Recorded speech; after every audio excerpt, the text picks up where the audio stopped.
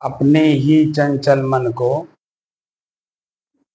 अपने ही बस में करके एकाग्रता, स्थिरता एवं स्वयं अपने आप में शांति का अनुभव करने के बाद स्वयं मैं कौन हूँ को जानने की दृष्टि से साधना करते करते आज 1688 दिन हो गए।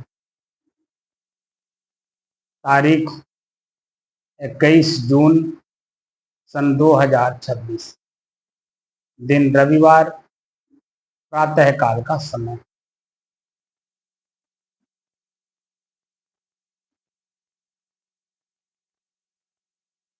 आज अंतर्राष्ट्रीय योग दिवस है। आज पूरे विश्व के लोग योगासन करने में लग गए होंगे, क्योंकि 6:15 बज रहा है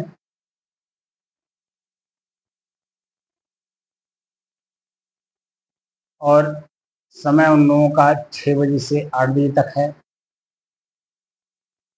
इसलिए हमने कहा कि सब लोग लग गए होंगे।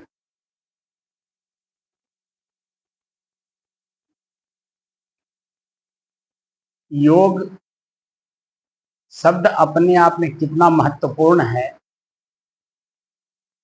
क्या योग करने वाले या योग सिखाने वाले इस महत्वपूर्ण शब्द को जानते हैं?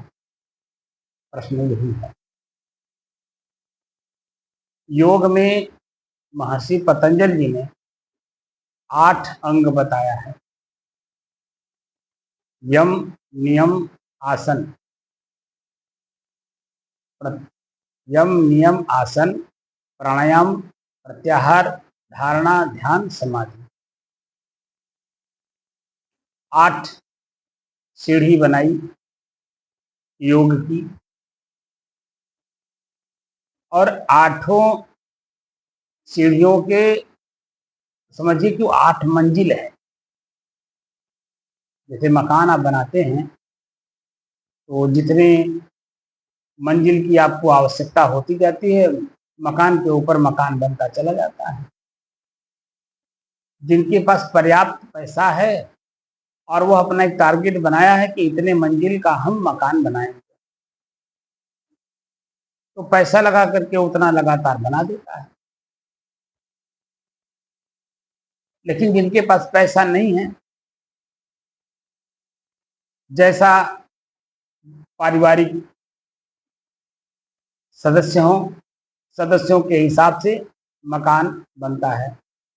पहला तल बन गया, दूसरा तल बन गया, तीसरा तल बन गया, चौथा तल बन गया, पांचवा तल बन गया। ऐसे जैसे जैसे परिवार के सदस्य बढ़ते जाते हैं, आवश्यकता बढ़ती जाती है और उसी आवश्यकता के अनुसार तल बदलते जाते हैं।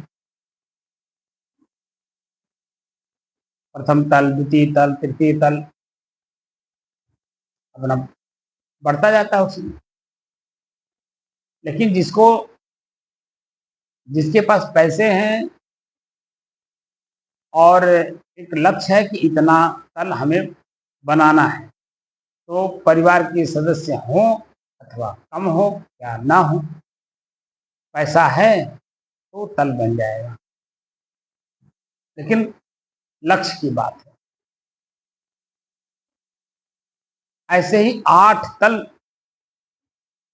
योग के बनाए गए हैं। 8वां तल महत्वपूर्ण है, समाधि। प्रथम तल, द्वितीय तल में क्या है? प्रथम तल है यम। यम का मतलब लक्ष्य होता है। आपका अंग्रेजी में एम कहते हैं, एम। आपका एम क्या है? आपका लक्ष्य क्या है? महर्षि पतंजलि जी का योग में क्या लक्ष्य है, क्या आज तक हम समझ पाए? जबकि पढ़ते हैं, शब्द को पढ़ते हैं, योग नाम की किताब को पढ़ते हैं, लेकिन क्या उस योग के लेखक महर्षि पतंजलि की भावनाओं तक हम पहुंच पाते हैं? क्या उतनी ऊंची हमारी सोच है? क्या उसे हम समझने का प्रयास कर रहे हैं कि महर्षि पतंजलि का आखिरी मंजिल क्या है? पहला उन्होंने कहा यम, दूसरा कहा नियम। अब हमारे इसी शरीर के जीवन में दो क्षेत्र हैं, एक बाह्य एक आंतरिक। शरीर बाह्य है और शरीर को संचालित करने वाला इसी में शरीर का ड्राइवर, उसका नियम अलग। हम सभी लोग प्रायः इस शरीर को ही मैं मानते हैं और शरीर की सारी घटनाओं को पल पल का हम हिसाब रखते हैं और साफ साफ शब्दों में कहते हैं मेरे पेट में दर्द है, मेरे तलवे में खुजली हो रही है, मेरे गांठ में दर्द है, पीड़ा हो रहा है, मेरा कमर दर्द कर रहा है, सर खुजला रहा है, आंख फड़क रहा है।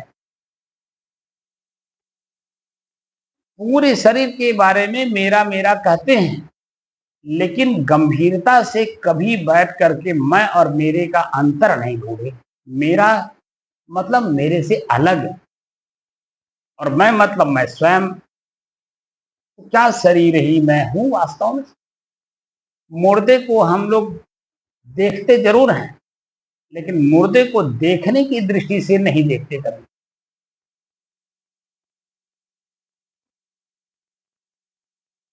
मुर्दे को जब देखने की दृष्टि से देखा जाएगा तो दो चीजें स्पष्ट होती।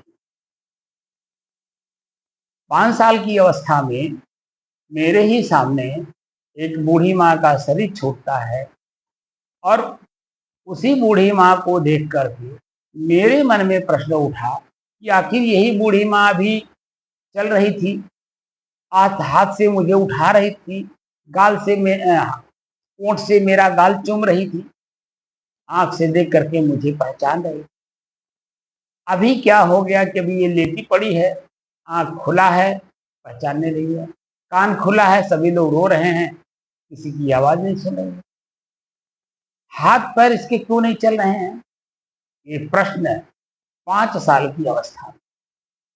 और 5 साल की अवस्था में जब बूढ़ी माई मरी तो उसके अंतिम संस्कार में मैं घाट पे भी गया, उसको जलाते हुए मैंने देखा, चिट्ठी पे रखते हुए देखा।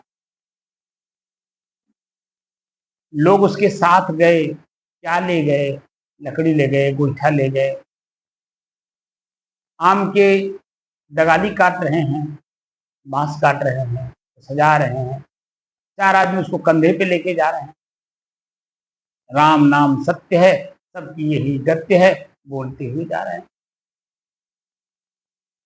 पास में बैठ करके मैंने उसको जलता हुआ देखा, उसके शरीर के सारे अंग जल के खाक, एक मुट्ठी राख हो। आखिर कौन था उस शरीर में? जब तक वो था, आंख देख रहा था, पहचान रहा था, कान सुन रहा था तो समझ रहा था, पैर चल रहा था, हाथ कुछ कर रहा था, मुंह बोल रहा था। अब कौन निकल गया कि सब कुछ ऐसे जड़ की तरह पड़ा? ये प्रश्न मेरे मन में उठा और वहीं से जिज्ञासा हुई कि आखिर मैं हूं कौन? तो बुढ़िया कौन थी शरीर में? तो मैं भी शरीर में हूं, तो मैं कौन हूं, शरीर कौन है? उसी को खोजने की दृष्टि से मैं साधु बन और ऐसे संत के सानिध्य में आया जिनको सांसारिक चीजों से बहुत दूर थे। वो स्कूल के पढ़े लिखे नहीं थे, लेकिन अपने उस स्थिति में कितने परिपक्व थे, इसको वही जान सकते हैं जो उस लेवल के हैं। 70-75 साल की अवस्था, कहाँ हमारी 20 साल की अवस्था। अक्षरशः बातों का मैंने उनके पालन किया। 10 साल लगातार 10 बीघा से बाहर निकला नहीं उनके साथ। धीरे धीरे धीरे धीरे धीरे दिन भर सेवा, स्वाध्याय, स्वाध्याय का मतलब सदग्रंथों का अध्ययन, और जो आए हुए उस जहाँ हम लोग रहते थे झोपड़ी में, वहाँ जो लोग आसपास के लोग आए, दूर दराज के लोग आए बैठे, तो उनको उनका सेवा करना, पानी देना, भोजन बनाना, बिस्तर लगाना, बर्तन माजना, सारा टहलुआ जो गुरुजी कहते थे सब करता। रात में बैठ करके साधना करता, दिन भर सेवा, रात भर साधना। ऐसे कहें तो सोने का कहीं हमें समय ही नहीं मिलता था, जो शरीर थक जाने के बाद उसको आप विश्राम कहते। गुरु जी ने कबीर को पढ़ा, और कबीर ऐसे समय के टाइम के मैनेजमेंट व्यक्ति हैं, 1 मिनट भी अपने इस शरीर रूपी जीवन का दुरुपयोग नहीं। आज दिन प्रतिदिन हम लोगों के बीच में एक ऐसे महापुरुषों के बारे में जानकारी मिलती है जो अपने पूरे जीवन को कसनी से कस दिया। और वही उन्होंने कहा भी, दोहरा कथ कहो कबीर, प्रतिदिन समय जो देख। अब आप इतनी ऊंची बात है, प्रतिदिन समय जो देख। सुबह जगा जाता है, शाम को उसी बिस्तर पे वापस जाया जाता है। तो सुबह बिस्तर पर से जब उठते हैं, ये शरीर हमारा हल्का फुल्का, प्रसन्नचित, आनंदित, उत्साहित, हर प्रकार से हमें सुखदायक मिलता है। लेकिन जब शाम को उसी बिस्तर पे जाते हैं, संसार का सारा कबाड़ हम अपने माथे पर लेकर के उसी बिस्तर पे जाते हैं। तनाव जिसको कहते हैं, दुख और पीड़ा कहते हैं, रोग कहते हैं।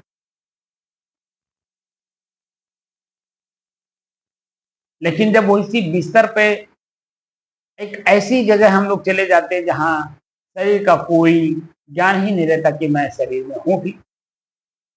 क्या नींद में आप हो तो आपको अपने शरीर का पता है कि मेरा शरीर कहाँ है?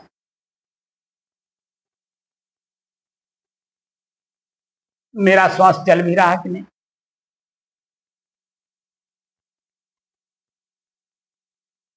योग का तात्पर्य है जुड़ना, स्वयं से जुड़ना। 5 तत्व तो आप लोग जानते हो, 6वां तत्व भी है। इस 6वें तत्व को कोई कोई लोग जानते हैं, गीता पढ़ने वाले लोग भी नहीं जानते कि 6वां तत्व भी कुछ, जबकि उसी में स्पष्ट शब्द है, आत्म तत्व, निज तत्व। आत्म शब्द का ही अर्थ होता है स्व, स्वयं, मैं, निज, खुद, स्वतः और अपने आप। यानी कि मैं भी एक खुद तत्व हूं, ठोस, स्थिर, शुद्ध और शांत। लेकिन हम अपने निज तत्व को नहीं जानते, इसीलिए अध्यात्म में मैं कौन हूं का परिचय करने के लिए ही हम लोग सारे काम करते हैं। शरीर को अलग देखा जाता है। काम करते समय, जैसे मैं बोल रहा हूं, एक काम है, काम किया जा रहा है। काम मतलब कार्य, बोलना भी एक कार्य है। हम बोलने का कार्य कर रहे हैं, यानी शब्द जो भीतर से हम निकाल रहे हैं, आप लोगों के बीच में रख रहे हैं, वो एक चेतना वाला शब्द है। आखिर मैं हूं कौन? मैं बोल रहा हूं तो क्या यह मैं बोली हूं? जो शब्द बाहर से निकल रहा है, या आवाज जो निकल रही है, कितना तेज है, कितना धीमी है, दबा हुआ है या उभरा हुआ है, क्या लग रहा है आपको? क्या यही मैं हूं?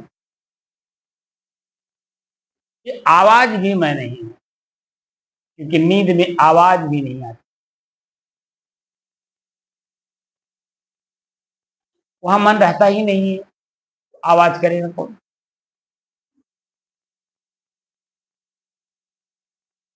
हमारे ऋग्वेद काल से और महात्मा संत कबीर के समय तक उनकी वाणी है, वो एकदम स्पष्ट लगता है कि हमारे ऋग्वेद काल के ऋषि बोल रहे हैं। समय के अंतराल पे जो शरीर का मतभेद होता है उसमें फर्क हो सकता है, लेकिन है ऋषि, खोज करता, रिसर्च करता, साइंटिस्ट।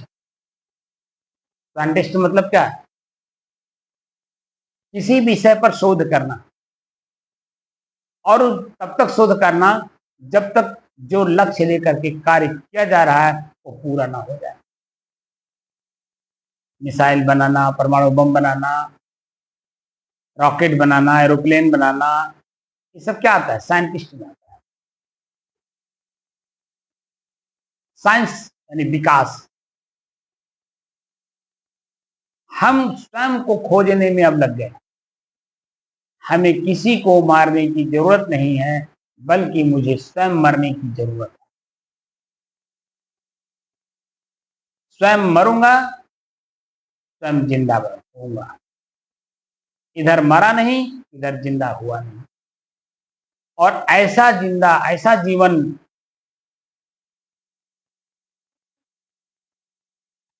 कि कभी वो मरे ही नहीं। ऐसा जीवन कभी वो परिवर्तन ना हो। ऐसा जीवन जो हमेशा हमेशा के लिए स्थिर हो जाए। बस जिसमें हम प्रवेश किए वही भर रहे, बाकी कुछ न रहे।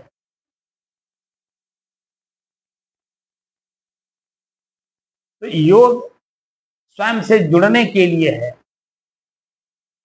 और आसन और जो प्राणायाम आज अंतर्राष्ट्रीय योग दिवस के रूप में मनाया जा रहा है, वो हमारा तीसरा और चौथा मंजिल है। यम नियम आसन प्राणायाम ये तीसरी चौथी मंजिल है। पांचवी, छठवीं, सातवीं, आठवीं अभी बाकी है। आज का योग दिवस एक उल्लास का, एक उत्साह का, एक उमंग का दिवस तो है, प्रसन्नता का दिन है, लेकिन कितने देर तक? बस जितने देर तक आप फील्ड पे हो, अपने साथ साथ अनेकों लोगों को देख रहे हो, वही कार्य करते हुए जो मैं कर रहा हूं। लेकिन जैसे ही आप फील्ड से बाहर निकले, लोग अपने अपने घरों में गए, आप भी अपने घर में आए, सारा योग, उत्साह, उमंग वहीं दब गए। एक दिन के उत्साह से क्या 365 दिन हमारा सुधरता है? अगर सुधरता तो न्यूरो का प्रॉब्लम नहीं आता। आज जो हम देख रहे हैं, न्यूरो इतना बढ़ रहा है कि पूछिए मत। हमारे ही शरीर में, मेरे ही सामने मेरा ही अंग कष्ट में जा रहा है, हम उसको वहां पर न देख पा रहे हैं, न जान पा रहे हैं, न उसको हम सुधार पा रहे हैं। कहाँ जा रहे हैं हम? कौन सी दिशा में पकड़?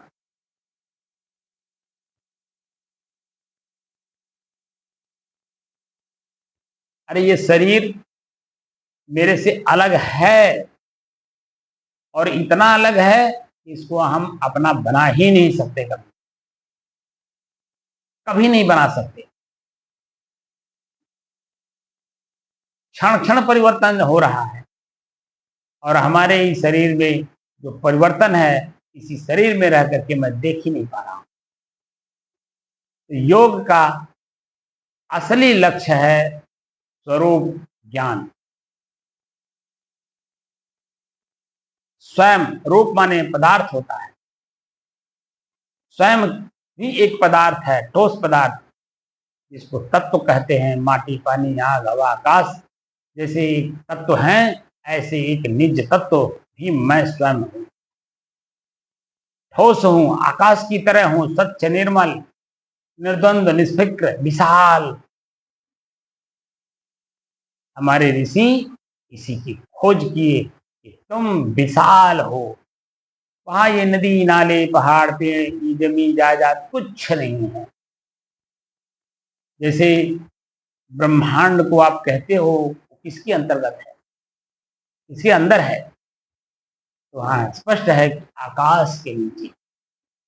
और स्वयं आप आकाश हो, लेकिन छोटी छोटी चीजों में उलझे हुए। मेरा शरीर, मेरे शरीर के मेरे अंग, हाथ पैर आंख नाक कान,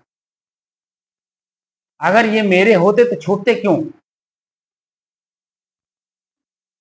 अगर यही मैं होता तो ये कटता कैसे?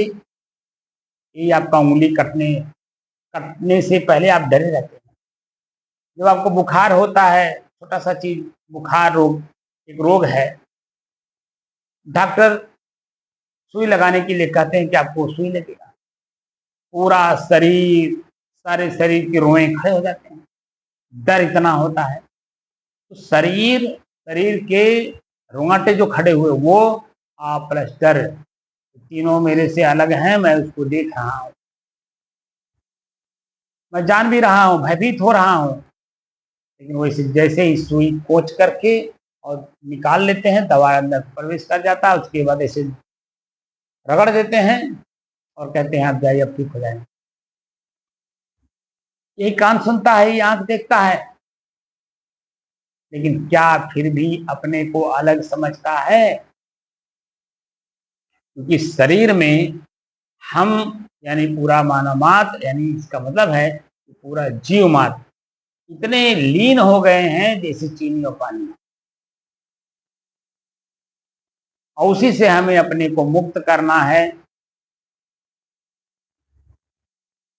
तो सिर्फ आसन और प्राणायाम ही तक सीमित न रही, उसके आगे भी जाइए। महर्षि पतंजलि के जो मूल स्वरूप है कि आखिर मैं हूं कौन, उसको जानने का प्रयास करिए, तब अपने आप ये आसन और प्राणायाम क्रिया योग हल्का लगने लगेगा। समय से जब जरूरत पड़ेगी, जैसे हम मान लीजिए न्यूरो के प्रॉब्लम क्रिएट हो रहा शरीर में, तो हमें महसूस होता है, क्या महसूस होता है? हम जब कंप्यूटर पे काम करते हैं, लगातार एक कुर्सी होती है जो सीधी होती है, उसी पर लगातार बैठ आंख से देखते हैं और शरीर को बिल्कुल कंसंट्रेट कर देते हैं। लगातार आप देखे जा रहे हो, देखे जा रहे हो, देखे जा रहे हो, देखे जा रहे हो, अपने आप आपको पीछे जो हमारी हड्डी है, रीढ़ की हड्डी, वहाँ आपको प्रॉब्लम, स्वयं आपको आभास होगा, दर्द महसूस हो गया, मांसपेशियां खड़ी हो गई हैं, दर्द हो रहा। आपके पास तुरंत एक ऑप्शन आता है कि जो चीज को आप लगातार देख रहे हो, थोड़ी देर के लिए उससे देखना बंद कर दो, आगे पीछे दाएं बाएं देख लो, थोड़ा सा ऐसे सर को घुमा लो, ऐसे दाएं बाएं। उसके बाद आप देखेंगे कि जो दर्द है मांसपेशियों में या हड्डियों में या नसों में हमें दिखाई दे रहा था, कितना रिलैक्स होता है। क्षण पल के लिए जो दर्द हो रहा था, महसूस हो रहा था, वो क्षण पल के बाद जैसे ही आपने शरीर को घुमाया और इधर उधर देखा, आपका जो न्यूरो है प्रॉब्लम जो क्रिएट हो रहा था, जो आपको दर्द महसूस हो रहा था, वो तुरंत शांत हो जाएगा। आप खुद उसको एहसास करेंगे। तो वो एहसास करता कौन है? क्या शरीर स्वयं अपने आप पे एहसास करती है? अगर स्वयं शरीर एहसास करती तो एहसास करता और एहसास होने वाली चीज दोनों अलग अलग महसूस नहीं होते, दोनों एक ही होते हैं, तो वो एहसास होता ही नहीं। इसका मतलब है एहसास होने वाली वस्तु और करने वाला दोनों में अंतर है, और वह अंतर तब तक बना रहेगा जब तक हम अंतर को अंतर की तरह उसे महसूस नहीं कर लेते। इसीलिए जब हम अपने श्वास को देखते हैं दृष्टा दृश्य के अभ्यास में, तो दृष्टा स्वयं मैं हूं और दृश्य सामने है, और दृष्टा दृश्य के बीच में हमारा आंख साधन है। साधन का हम उपयोग करते हैं देखने के लिए कौन क्या कर रहा है, कौन सी वस्तु कहाँ रखी है।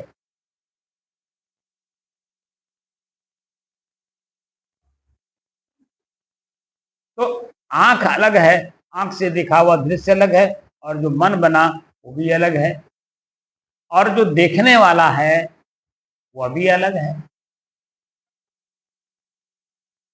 मैं हूं कौन?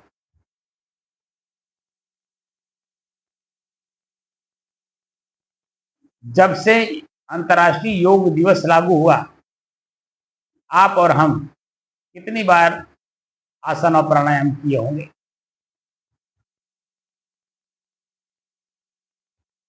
क्या वही मैं महसूस हुआ कि वही मैं हूं? क्या वह महसूस हुआ इसे मुझे रोज करना चाहिए, इसे कितना लाभ है? तो लाभ किसका है? शरीर का। और शरीर का मालिक कौन है? तो उसका लाभ उसको लेना है। तो शरीर का मालिक शरीर के अंदर में कोई और है।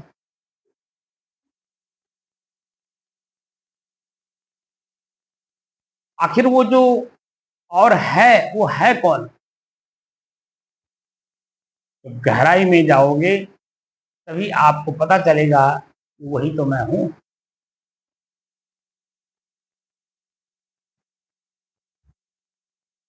हर चीज आपको अलग अलग दिखाई देगा।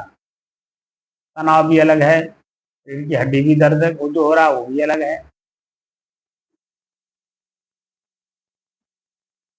तो योग करते समय हम लोगों को ये नहीं बताया जाता कि हमारे अपने इसी शरीर में तीन शरीर हैं।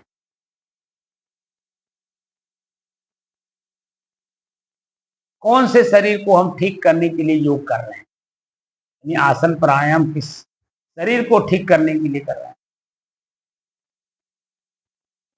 तो पता चला कि जो स्थूल शरीर है, जो कभी मेरे बस में हो ही नहीं सकता, कभी ये सुधर ही नहीं सकता, कभी ठीक हो ही नहीं सकता,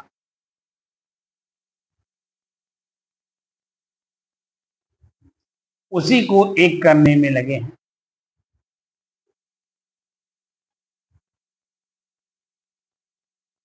अजब कि ये शरीर प्रकृति का है, न कि मैं हूं।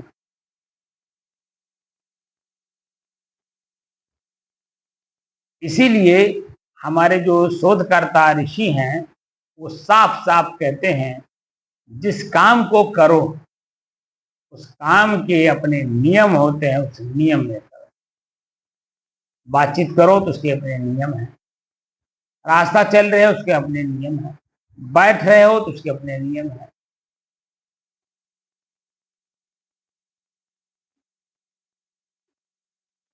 जिस दिन मैं कौन हूं का परिचय हो जाएगा, ये सारे नियम अपने आप पालन हो जाएंगे, आपको कराना नहीं होगा।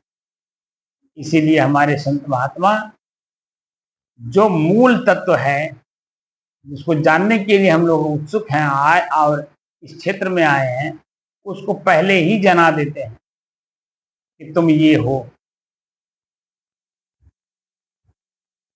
अहम ब्रह्मास्मि, प्रज्ञानम ब्रह्म, अयम आत्मा ब्रह्म,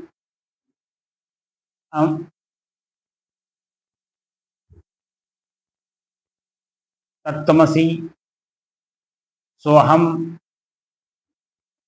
ये जो बड़े बड़े शब्द हैं, इन शब्दों को हम कैसे जाने कि वही मैं हूं जिसको मैं ढूंढ रहा हूं? शिव साफ साफ कहते हैं, जिस शिव की तुम उपासना कर रहे हो उस शिव तुम स्वयं ही हो। तो दूसरे की उपासना क्यों कर रहे हो? स्वयं की उपासना करो। स्वयं की उपासना करने वाला ही स्वयं से जुड़ता है, और वही अपने दुखों से अपने आप को मुक्त कर ले जाता है।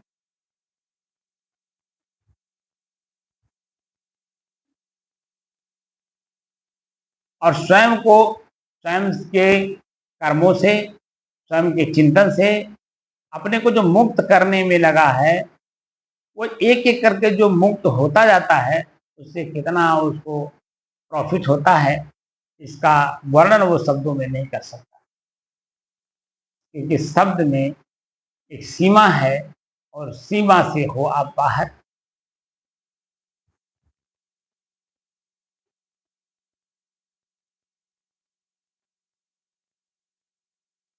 इसलिए योग करिए अपने आप को जानने के लिए। और जो शरीर का धर्म है, क्षण मात्र में अकड़ जाता है, क्षण मात्र में फिर नॉर्मल हो जाता है। तो अकड़ा कैसे और नॉर्मल हुआ कैसे?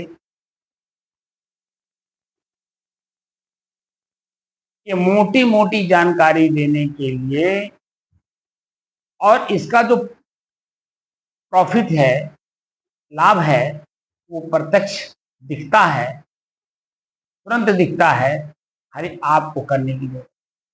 और आप भी प्रतिदिन करते हो, जो योग आसन में नहीं जाते हैं, योग के बारे में नहीं जानते, वो भी करते हैं। जैसे हाथ दर्द कर रहा है तो हाथ क्यों दबवाते हैं? वही तो योग है, क्योंकि तनाव में चला गया है हाथ। हाथ दबवाते हैं, हाथ दबाने के बाद क्या आपका हाथ का दर्द चला जाता है? थकान नहीं। क्यों नहीं? क्योंकि जो अंगुलियों के अंदर में, नसों में जो हवा है, वो निकला नहीं, इसीलिए आप रिलैक्स हुए नहीं। और जब तक हवा इस शरीर में रहेगा, जहां रहेगा वहां दर्द तब तक वो रखेगा। उसके लिए क्या करना होता है? हाथ पैर दबाने वाला कितना चतुर है कि देखिए, हाथ पैर दबाने के बाद तुरंत आपके हाथ का हो चाहे पैर का हो, उंगलियों को ऐसे पुट पुट छोड़ देता है। देखो आवाज आ रही ना, पुट पुट।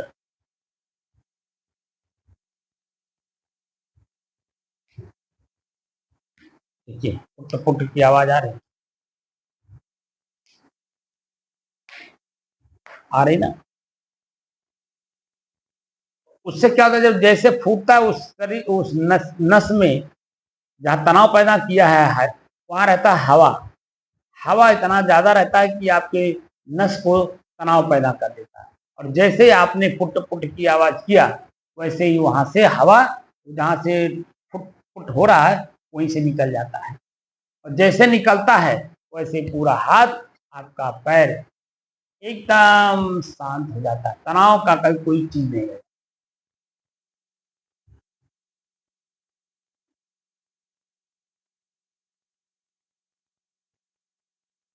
तो हाथ पैर दबाया कब जाता है? जब शरीर में थकान हो। और दबाने के बाद भी थकान तब तक दूर नहीं होती जब तक आपका अंगुली तोड़ा नहीं जाता। तोड़ा नहीं, तोड़ा जाता है। जो भी आवाज हमने कहा ना, चट चट की आवाज हुई, ये जब तक आवाज नहीं होती है, तब तक आपके शरीर में वो तनाव रहता है। जब आप ढंग का, जो रीढ़ की हड्डी में या कमर की हड्डी में या पैर की किसी भी नस में जब दर्द होता है, तो इसका मतलब है कि पूरी नसें एक साथ जुड़ी हुई हैं। तो आप क्या करिए, आप शांति से बैठ जाइए पलथी मार के सुखासन में, कुछ मत करिए। ये जो ओंठ है, ये ठुड्डी, इसको आप यहाँ नीचे लगा लीजिए। हवा को लेते हुए आप ऊपर जाइए, जैसे अभी देखिए, हवा मैंने पहले पूरा निकाल दिया।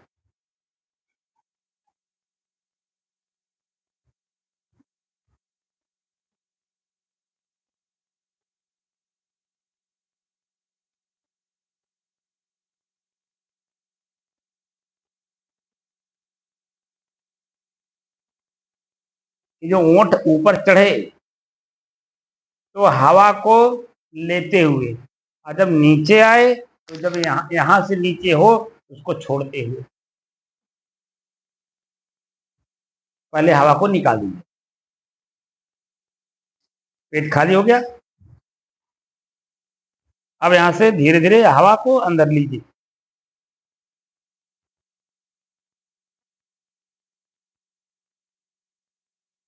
यहाँ तक आते आते हवा पूरा भर जाएगा। अब यहीं से हवा को निकालना शुरू करिए।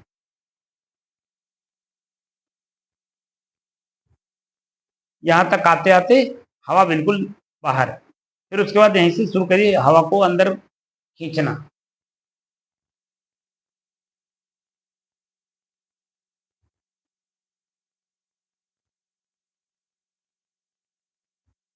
अब इसमें कितनी चीजें अलग अलग महसूस हो रही हैं।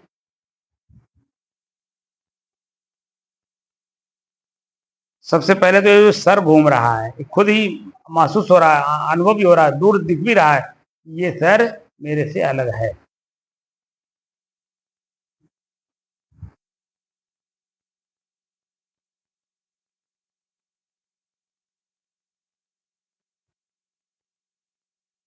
अब हवा को ले जब खींच रहे हैं तो ये भी अब दिख रहा है कि हवा भी हमसे अलग है।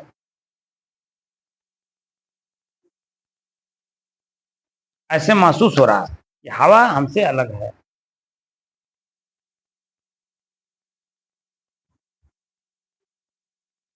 और शांत मन से जब हम कर रहे हैं तो यहाँ की जो नसें हैं, जो रीढ़ की हड्डी और जो पैर के अंगुलियों तक जाकर के जुड़ी हुई हैं, उसमें अपने आप जो परिवर्तन हो रहा है वो दिख रहा है।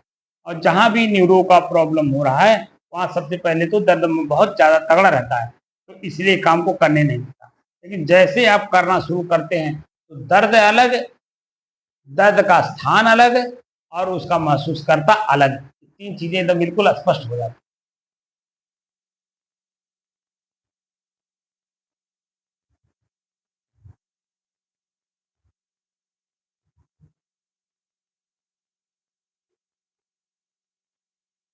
अब यहीं पर हम संशय में पड़ जाते हैं, तो करें क्या, क्योंकि इसकी आगे जाने का रास्ता ही नहीं मुझे मिला। तो आसन और प्राणायाम ही तक हम लोग सीमित हो गए। उसके आगे प्राणायाम, प्रत्याहार, धारणा, ध्यान, समाधि। अब प्रत्याहार क्या है? तीसरे नंबर पे आसन, चौथे नंबर पे प्राणायाम, पांचवें नंबर पे क्या है? प्रत्याहार। प्रत्याहार क्या है? आहार और प्रत्याहार दो शब्द हैं। आहार का मतलब होता है ग्रहण करना, ये तो सभी लोग जानते हैं। ग्रहण करना, लेना, भोजन करना, ये आहार में आता है। प्रत्याहार क्या है? प्रति विशेषण लगा दिया। आहार को लीजिए लेकिन शरीर को चलाने के लिए, न कि शरीर को और मजबूत करने के लिए। यानी जब भूख लगता है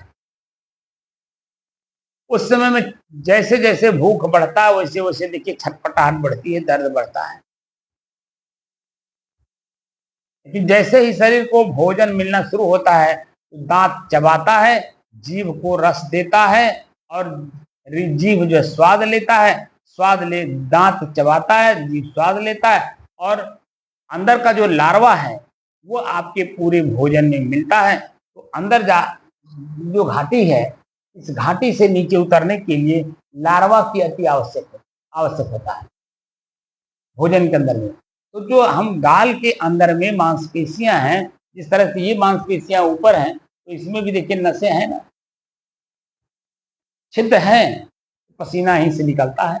ऐसे ही हमारे अंदर की भी मांसपेशियों में छिद्र हैं। तभी तो जब हम भोजन करते हैं तो भोजन के बाद भोजन करते समय जैसा मैंने भोजन का स्वाद हो, खट्टा है कि मीठा है कि चरफरा है कि खटरस है या खट्टा मीठा जैसा भी हो, उसी तरह से हमारे अंदर में मांस के अंदर में वो लार्वा अपने आप निकलने लगता है और उसमें मिलता है, मिल करके जन फिर वो गले से नीचे उतारने का पूरा प्रावधान देता है।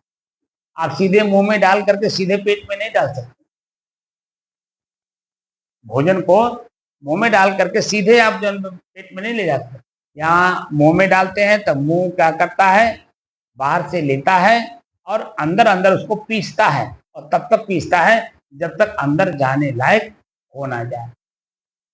उसके अंदर में इतनी नमी ला देता है, इतनी नमी ला देता है कि ताकि वो नीचे सख्त से चला जाए, जरा सा भी देरी ना करे। नहीं तो अगर यहाँ देरी करेगा अंदर जाने में, तो यहाँ की जो मांसपेशियां हैं घाटी के भीतर की, वो फट जाती हैं, और फट जाने से कैंसर होने का डर रहता है, गले का कैंसर। इसीलिए भोजन करते समय भोजन का भी अपना नियम है।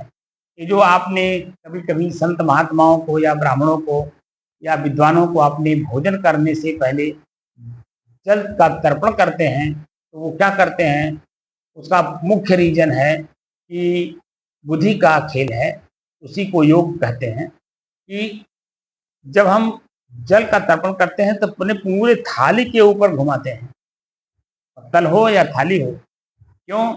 क्योंकि नीचे चींटी, हम लोग जमीन पे पलथी मार के बैठते हैं, जमीन पे चींटियां घूमती रहती हैं, अन्य कीड़े घूमते रहते हैं। तो चींटी से भोजन को बचाने के लिए, क्योंकि चींटी बड़ी बारीक होती है, छोटी होती है, भोजन में एक बार घुस गई तो फिर वो समझ में नहीं आता किधर गई।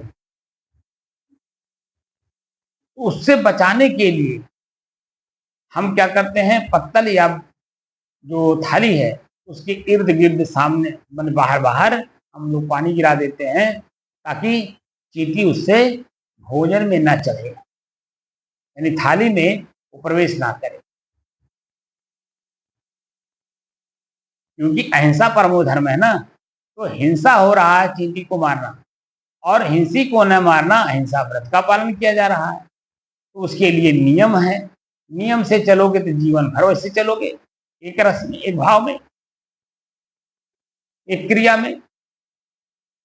लेकिन जब आप नियम में नहीं गए तो वहीं आप एक जीवन में बदलाव आ जाता है। तो प्रकृति की उलझने, सारी उलझने उसी परिवर्तन में हम देखते हैं, और वो जो देखे उसी में हम फिक्स कर लिए अपने मन को, वही जन्म हमारा जीवन नरकमय हो जाता है। जीवन को नरकमय से स्वर्ग में बनाने के लिए जो आसन का काम किया जा रहा, आसन प्राणायाम का, उससे उद्देश्य सिर्फ शरीर का पूरा होता है। मैं कौन हूं इसका कोई जानकारी वहां न कोई देता है, न किसी को है, और ना ही हम उसे प्राप्त करके मैं अपने आप में अपने आप को स्थापित कर पाता हूं। अब आप समझिए, योग बहुत महत्वपूर्ण शब्द है, लेकिन उस महत्वपूर्ण शब्द को समझने के लिए महत्वपूर्ण कार्य करने पड़ते हैं। जो महत्वपूर्ण कार्य किया जाता है, बाकी कार्य का परित्याग किया जाएगा तब न महत्वपूर्ण काम होगा। अब परित्याग करने वाली कार्य को भी हम लिए हैं और महत्वपूर्ण काम भी करना चाहते हैं, तो दो काम कैसे होगा? गोस्वामी तुलसीदास जी ने स्पष्ट कर दिया, दुई काम न होए भुआलू। दो काम एक साथ नहीं होता है, जब भी होगा एक समय में एक ही काम होगा। इसलिए योग का तात्पर्य है मैं स्वयं कौन हूं, इसको जानने के लिए।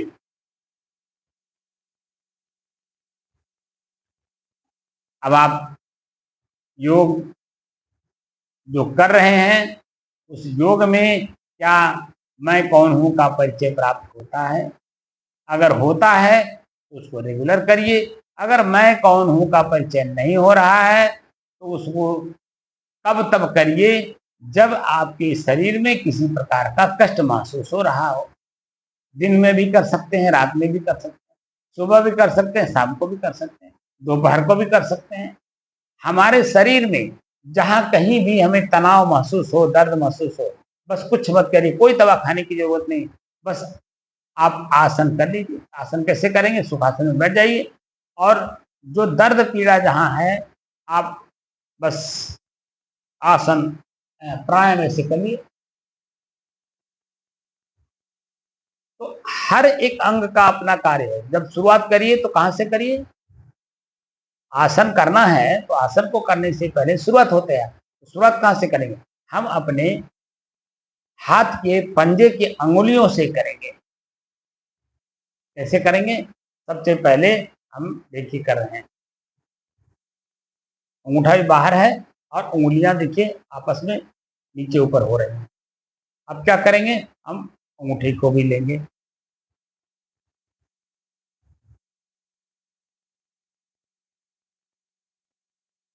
दिख रहा है। फिर क्या करेंगे, हम इसको मुठा बांधेंगे और यूं घुमाएंगे, यूं।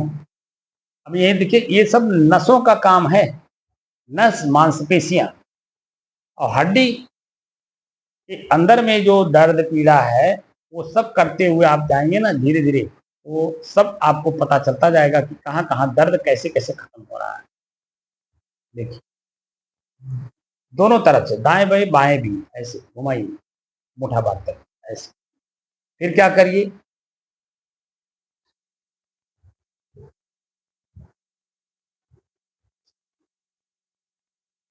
फिर ये तो हो गया, यूं हो गया।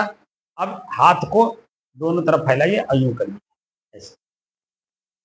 अब आप खुद अनुभव करिए, अपने को बीच में स्थापित करिए और अपने दोनों हाथ के मांसपेशियों में, नसों में और हड्डियों में खुद को देखिए क्या हो रहा है, क्या महसूस हो रहा है।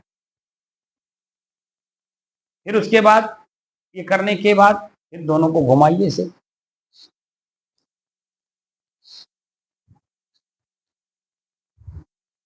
नीचे ऊपर, अपने आप में बिल्कुल स्थिर रहिए और शरीर के अंगों को ऐसे घुमाइए और महसूस करिए कि कहाँ कहाँ दर्द पहले हो रहा था, किस तरह का दर्द हो रहा था। और कार्य करते समय जब हम क्रिया कर रहे हैं, तो कहाँ दर्द हो रहा है, कहाँ मांसपेशियों में तनाव, खिंचाव, दबाव, क्या महसूस हो रहा है, ये आप महसूस करते हुए आगे बढ़िए ऐसे। अब जब इसको छोड़िए तो महसूस करिए कि जो दर्द पहले हो रहा था क्रिया करने के पहले, वो दर्द कहाँ गया, और क्रिया करते समय भी जो दर्द हो रहा था वो कहाँ गया, एकदम बिल्कुल शांत। ये जो हिस्सा है, इस हिस्से का जो दर्द पीड़ा है वो खत्म हुआ। अब पैर का करना है, पैर पूरा फैला लीजिए, उंगलियों को यूं यूं करिए और फिर उसको ऐसे पूरा फैलाइए। तो ये जो पैर के मांसपेशियां हैं, हड्डियां हैं, जब ऐसे सीधे करेंगे ना, ऐसे ऊपर का हिस्सा है,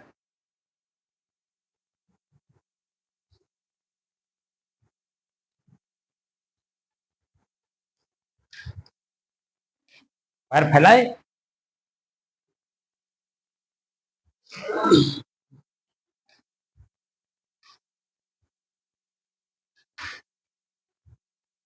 पैर को देखिए सीधे कर रहे हैं, एकदम सीधा।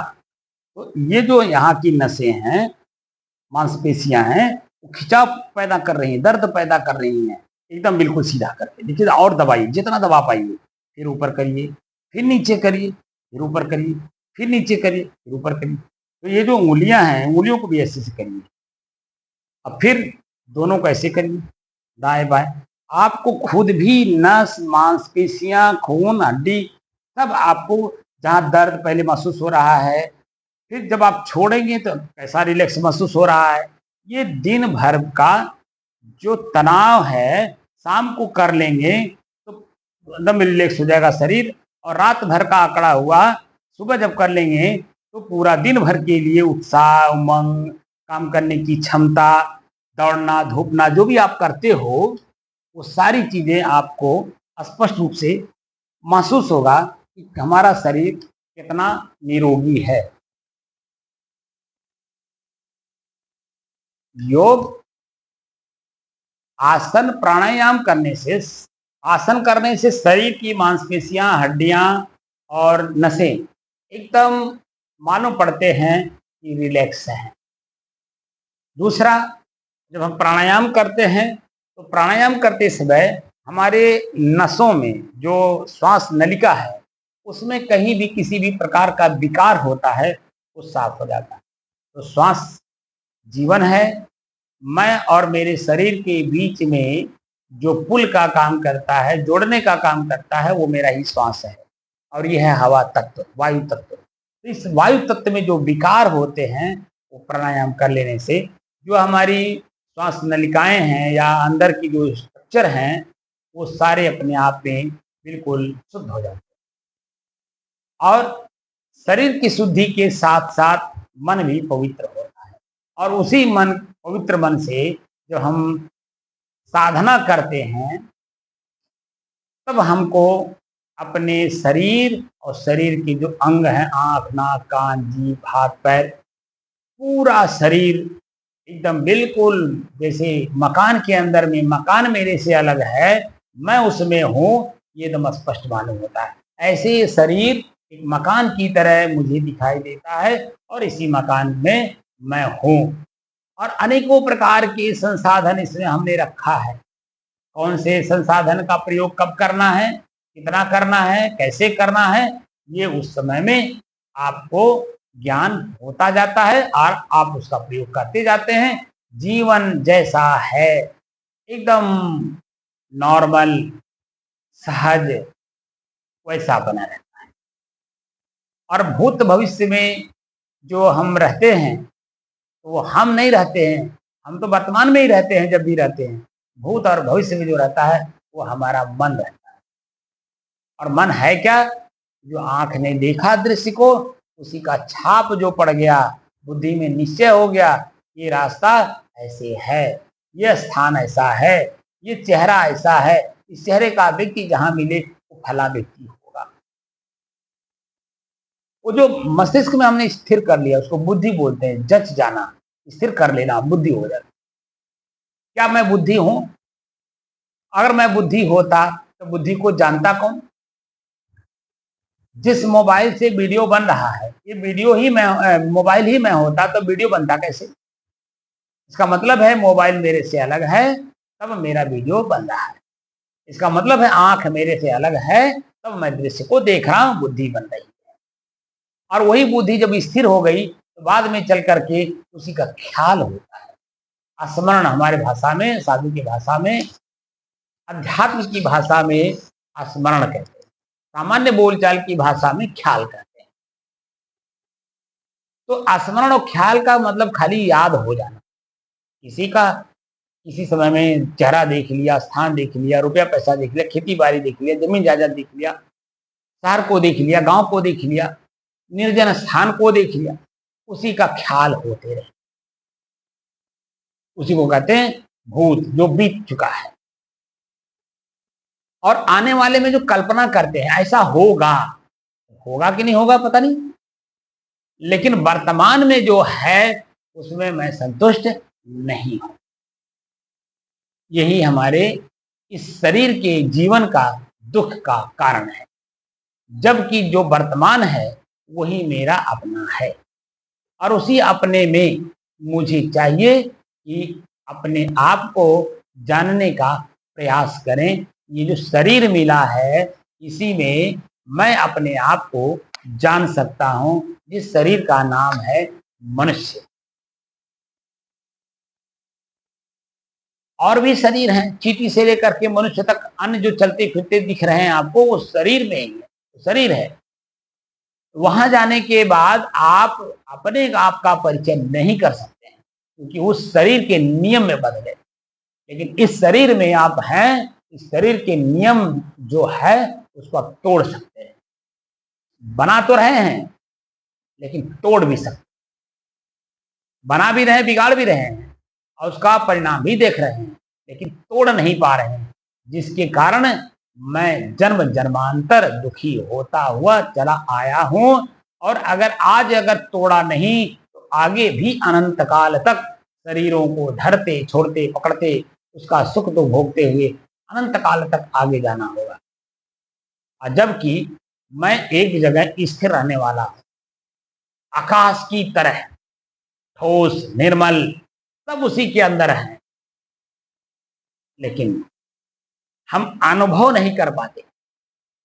अनुभव न कर पाने के कारण, जानकारी होते हुए भी हम उसमें स्थिर नहीं रह पाते, और स्थिर न रह पाने के कारण हम दुख पे दुख, दुख पे दुख, दुख पे दुख भोगे जा रहे हैं। इसलिए ये तो 2-3 चीजें मैंने करके दिखा दी, करके देखिए तो आपको किसी भी क्रिया को करने से पहले इस बात का ध्यान रखना चाहिए कि उस समय की हमारे मानसिक स्थिति, शारीरिक स्थिति कैसी है। उसको जब आप जांच लेंगे, परख लेंगे और अनुभव कर लेंगे ऐसा है, तो क्रिया करते समय भी कुछ अनुभव होगा और क्रिया जब समाप्त होगी उसके बाद भी कुछ अनुभव होगा। तो तीनों का जब आप समन्वय करेंगे, अपने मन से खोज करेंगे कि अब क्या महसूस हो रहा है, तो बेहतर हुआ या बदतर हुआ, पीड़ा मुक्त हुए या पीड़ा युक्त हुए, ये कैसे महसूस हो। और अगर वो पीड़ा मुक्त हुए तो शरीर से पीड़ा कब तक के लिए हुए, तो 24 घंटे के। 24 घंटे में फिर एक बार करें। इसी तरह से प्रतिदिन करने से आपका शरीर कभी मोटापा की तरफ नहीं बढ़ेगा, कभी जो फैट है वो नहीं बढ़ेंगे, क्योंकि टर्नओवर हो रहा है, यानी पसीना बह रहा है, मांसपेशियां अपना घर्षण कर रही हैं, सारे कण कण शरीर का आपस में घर्षण करते हैं, पसीना निकलता है, किसी भी प्रकार का कोई रोग शरीर में नहीं रह जाता है, शरीर में हिष्ट पुष्ट रहता है, आवाज भी खूब बुलंद रहती है और काम करने के लिए उत्साह भी खूब रहता है। लेकिन जब शरीर रोगी हो जाता है, सारा उत्साह, सारा उमंग सब उसी रोग में समाप्त हो जाता है। मैं बड़े बड़े जो लोग हैं जिनको शुगर हो गया है, 20 साल से शुगर है, मैं उनको कहता हूं गारंटी के साथ खत्म हो सकता है। लेकिन भाई उस लेवल पे आपको काम करना होगा, काम करिए, देखिए, अनुभव करिए और अपने आप से जुड़िए, योग करिए कि आखिर मैं हूं कौन। अपने आप धीरे धीरे धीरे धीरे जिस कुंठा से आपका मन कुंठित हुआ है, उससे बाहर निकलने के बाद यही मन कितना प्रफुल्लित, प्रसन्नचित, आनंदित, उत्साहित रहता है, काम करने की क्षमता कितना देता है, ये तो समय बताता है। मैं जो पा रहा हूं और जो मैं कर रहा हूं, हमारे ऋषियों की बड़ी कृपा है। जो मैं पाया हूं वही ढोल बजा करके आप लोगों को भी देने की कोशिश कर रहा हूं, ताकि आप लोग भी इस कार्य को करिए। खाली आसन प्राणायाम तक ही सीमित न रहिए, उसके जो आगे भी है प्रत्याहार, धारणा, ध्यान, समाधि, उसका भी प्रयोग करिए, ताकि स्टेप बाय स्टेप अनुभव कर सकिए कि क्या यही मेरा जीवन है, क्या इसी के लिए मानव शरीर मिला है या कुछ और करने के। तो मेरा नम्र निवेदन है कि आप लोग योग तो करिए, लेकिन योग के साथ सिर्फ प्राणायाम प्रत्याहार ही तक सीमित न रहिए, लक्ष्य बनाइए। देखिए, कैवल्य एक लक्ष्य है, मोक्ष एक लक्ष्य है, स्वरूप की स्थिति एक लक्ष्य है, आत्म स्थिति एक लक्ष्य है। ये बड़े बड़े लक्ष्य हैं, जो इन लक्ष्यों को पूरा करने के लिए कार्य करता है। स्टेप स्टेप पे हर कार्य उसको दिखाई देते हैं, कहाँ दर्द, कहाँ पीड़ा, कहाँ क्या होता है। और मैं एक बात और भी कहूँगा, जो लोग वास्तव में अपने आप को जानना चाहते हैं, उनसे नम्र निवेदन करूंगा, क्योंकि हमारे कबीर पंथ में कहीं ऐसा है नहीं कोई स्थान जहां उन्हें रख करके आज तक कोई सीखा हो कि सहज में कैसे रहा जाए। सदगुरु कबीर की जो सहज साधना है अपने शरीर और इंद्रियों को अपने बस में करने की, वो कहीं नहीं दिखता है। खाली शब्दों के माध्यम से, गा बजा देने से, खजड़ी बजा देने से, दूसरे को सुना देने से तो मन संतुष्ट नहीं होता है। क्षण मात्र के लिए चेतना जरूर आती है। जैसे श्मशान घाट पे किसी मुर्दे को ले जाइए, जलाइए, तो वहां देखिए हर आदमी बस यही कहता, भैया सब कुछ कही के बेचारे कहा पहुंच लें, क्या ले गए, शरीर साथ नहीं गए तो बिटिया बेटवा घर द्वार मकान उनके साथ ही गया, बहुत कुछ जाए ना। ये भाषा शमशान घाट में सबके अंदर में उत्पन्न होता है, लेकिन जैसे ही पीठ पीछे होते हैं, घर की तरफ मुड़ते हैं, वैसे ही सारा ज्ञान ध्यान वहीं रह जाता है। तो ऐसा नहीं हो, हम जो देखें उसको स्थिर करें, ये मेरा नहीं है, मेरा कभी हो नहीं सकता। तो है किसका? जिसका है उसका भी नहीं है वो, क्योंकि उसमें परिवर्तन है। हर क्षण हर चीज में परिवर्तन आप देख रहे हैं, इसलिए उसका भी वो नहीं है। जब उसका वो नहीं है तो मेरा कैसे हो सकता है? तो मैं कौन हूं? क्या उसी के लिए मेरा ये जीवन मुझे मिला है या कुछ और काम करने के लिए? इसलिए हर काम में दृष्टा दृश्य का अभ्यास करिए। क्या यही मैं हूँ? क्या यही मैं हूँ? क्या यही मैं हूँ? क्या यही मैं हूँ? क्या आंख से देखा हुआ दृश्य, या जो दृश्य को देख रहा हूँ, जो सच दिखाई दे रहा, क्या ये कितने देर तक स्थिर रहेगा? एक पल, एक मिनट, एक घंटा, एक दिन, एक महीना? उसमें अपने आप समय के अनुसार आपको परिवर्तन दिखेगा नहीं, ये स्थिर नहीं है। तो स्थिर कौन है? 1 महीने तक जब जाएँगे देखते-देखते उसमें काफ़ी परिवर्तन हो जाता है। अब परिवर्तन को जब देखिए तो पता चलता है कि मैं तो स्थिर हूँ, लेकिन वो क्रिया, वो स्थान, वो सब परिवर्तित हो गया। किसी का नींव, घर मकान बनाने वाला नींव पड़ने से पहले देखिए जो ज़मीन है, बिल्कुल एकदम नॉर्मल रहता है, जैसा है वैसे दिखता है। लेकिन अब उसमें विशेष काम हो रहा है, तो उस ज़मीन को खोदा जाता है, उसको नींव बोलते हैं। नींव खोदी गई, पहला ईंट रखने के लिए पानी डाला गया, तो जो मिट्टी है उसमें कीचड़ हुआ, कीचड़ में एक पहला ईंट रखा जाता है। आजकल तो वो सब काम नहीं होता है, उसमें सीधे मसाला रख कर के काम करते हैं। तो पहला ईंट रखने के पहले मसाला रखा जाता है, मसाले के ऊपर ईंट रखा जाता, ईंट के ऊपर ईंट के ऊपर ईंट के ऊपर रखते-रखते करधन बंधी जाती है। जो बेस है, बेस बनाते हैं फाउंडेशन, वो जब पूरा तैयार हो जाता है तब उसके ऊपर एक-एक ईंट रख कर के मकान बनाते। तो महीना दिन लग जाता है। 1 महीना, डेढ़ महीना, 2 महीना मतलब जैसा कार्य हो, जैसा लेबर मिस्त्री हो, जितनी आवश्यकता जितनी जल्दी हो, उस हिसाब से वो उसका ग्रोथ होता चला जाता है, बढ़ता चला जाता है। और वही 1 महीना के बाद वो जो ज़मीन नॉर्मल दिख रही थी, वहाँ एक विशाल मकान दिखता है। और फिर वही समय के साथ पुराना होता चला जाता है। समय के साथ नया है, समय के साथ पुराना होता चला जाता है। समय के साथ फिर वही खंडहर भी होता चला जाता है। समय के साथ वो खंडहर कहाँ चला गया कोई पता नहीं, फिर वही नॉर्मल हो जाता है। जो मकान बनाने से पहले नॉर्मल उस जगह की नॉर्मल स्थिति थी उस जगह की, वही स्थिति अंत में जाकर के जब खंडहर खत्म हो जाता है, वही नॉर्मल स्थिति ज़मीन की आती है। तो समय के आधार पे कितना समय लगा, अभी जो राजाओं महाराजाओं के महल हैं, देखा जाता खंडहर पड़े हुए हैं, कोई रहने वाला नहीं, वहाँ भूत प्रेत बताते हैं रहते हैं।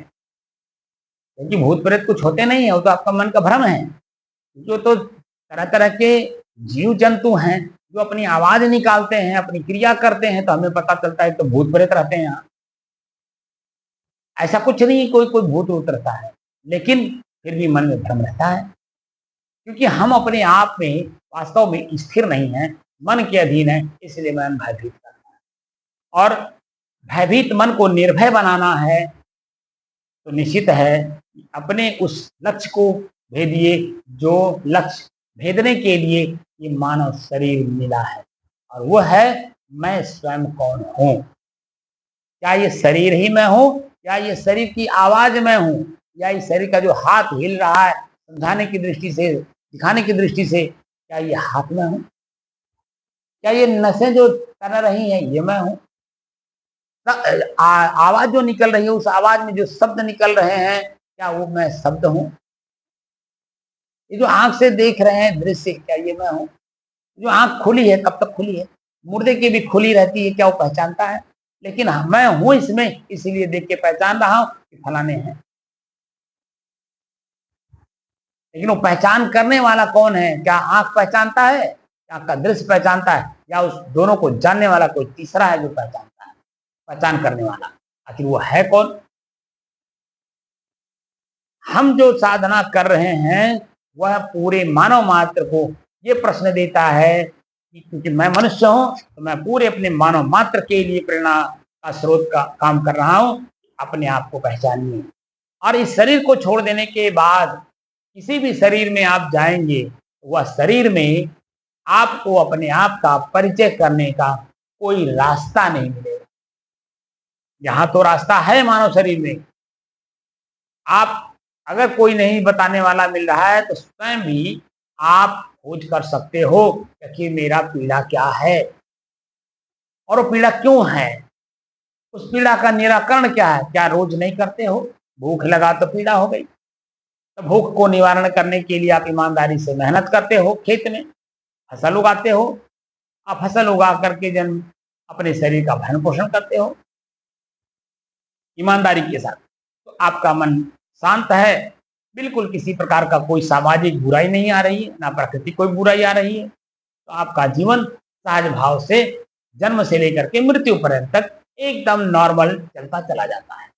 लेकिन जब उसी में आप ज़्यादा हवसी हो जाते हो, उन्हों का धन हम खा लें, उन्हों धन खा लें, उन्हों धन खा लें, जो जिसका हिस्सा है उसको न दे करके सबका हिस्सा अकेले खाने के लिए जब आपके मन में प्रेरणा आ जाती है, वहीं से आप गलती करना शुरू कर देते हैं।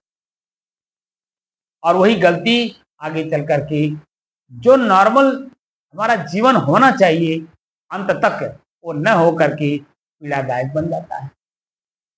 चोरी कर लिए, पकड़े गए, जेल गए, कितना कष्ट हुआ। कहने में तो 2 शब्द में हमने कह दिया, लेकिन जिसके ऊपर बीतता है, जो करता है उसके ऊपर जो बीतता है, उसका परिणाम जब आता है, उसको देखिए कैसा लगता है। कितना झेप लगता है समाज के सामने, किसी के सामने अपना चेहरा दिखाने के लिए। चोरी करने वाला, बेईमानी करने वाला, डकैती करने वाला जब चोर पकड़ा जाता है, तो पुलिस वाले उसके सर को ढके रहते हैं। तो खाली आँख से देखने के लिए खाली खुला रहता है, बाकी पूरा चेहरा काले का कपड़े से ढक देते। तो दूसरे लोग देखें ना, इसको झेप लगे ना, तो ऐसा काम हम करें क्यों? तो कार्य को करते समय मैं कौन हूं का परिचय अगर है, तो निश्चित है आप गलत काम नहीं करेंगे, क्योंकि परिणाम पता है, उसका परिणाम भी आएगा। इसीलिए सहनशील बनेंगे, और इतने सहनशील हो जाएंगे कि भूख लगी है फिर भी हम मांग के अगर खा लेंगे तो ठीक है, लेकिन हम चोरी नहीं करेंगे, बेईमानी नहीं करेंगे, किसी के साथ छल कपट नहीं करेंगे, क्योंकि उसका परिणाम आज का जो दुख है वो तो क्षण मात्र के लिए शांत हो जाएगा। चोरी करके खा लेंगे तो भूख तो मिट जाएगा, लेकिन उसका परिणाम आगे आने वाले में पूरे जीवन के साथ हमें भोगना पड़ेगा। तो क्षण मात्र का दुख मिटाने के लिए जीवन भर का दुख न लीजिए, इसलिए सहनशील बनिए। हमारे ऋषियों ने, संतों ने कहा, पेड़ के पत्ते खा लीजिए, पानी पी लीजिए।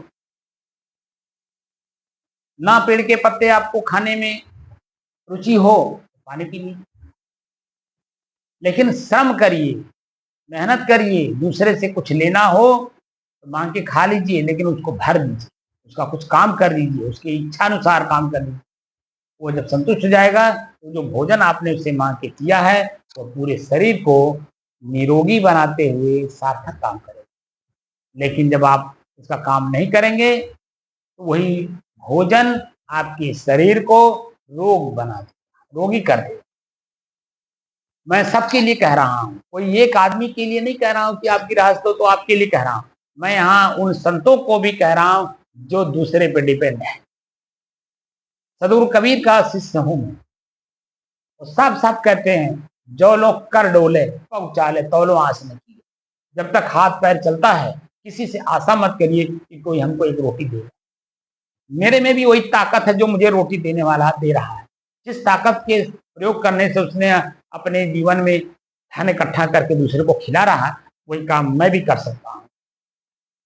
मैं भी अपने एक रोटी के लिए दूसरे के सामने हाथ न पसारूं, बल्कि मैं ऐसा काम करूं कि मैं भी कुछ दूसरे को देने लायक बनूं। ये मानव शरीर मुझे मिला है, इसमें मैं कुछ भी कर सकता हूँ।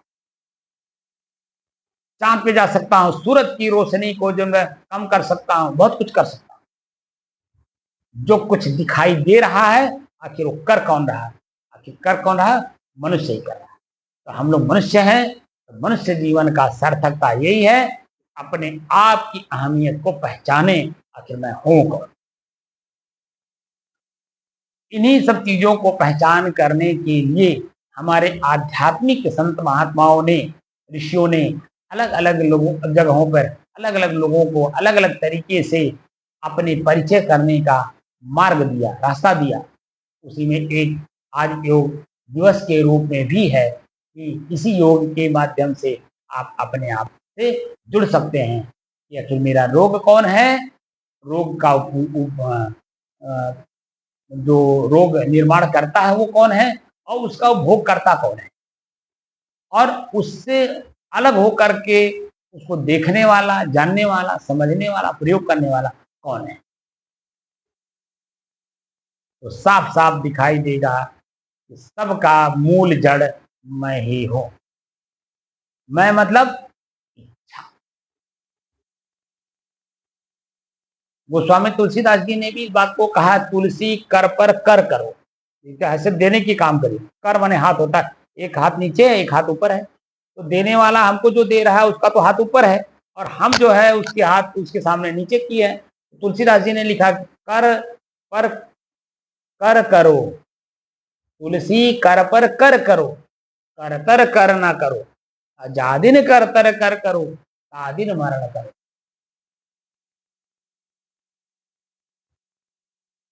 इसलिए हम लोग मनुष्य शरीर में हैं, हमारे में वो क्षमता है जो प्रकृति में नहीं है, और जो प्रकृति में है वो मेरे में नहीं है। इसीलिए संसार को छोड़िए, संसार माने प्रकृति, सब कुछ प्रकृति में है और वह प्रकृति कभी मैं हो नहीं सकता और मैं कभी प्रकृति नहीं हो सकता, क्योंकि मैं में कहीं परिवर्तन नहीं है और जो परिवर्तन है वो प्रकृति है। तो मेरे में कोई परिवर्तन नहीं है, परिवर्तन को देखने वाला, जानने वाला, उपभोग करने वाला, सुख दुख का जानने वाला, सुख दुख से परे हम स्वयं अपने आप में शुद्ध, शांत, एक रस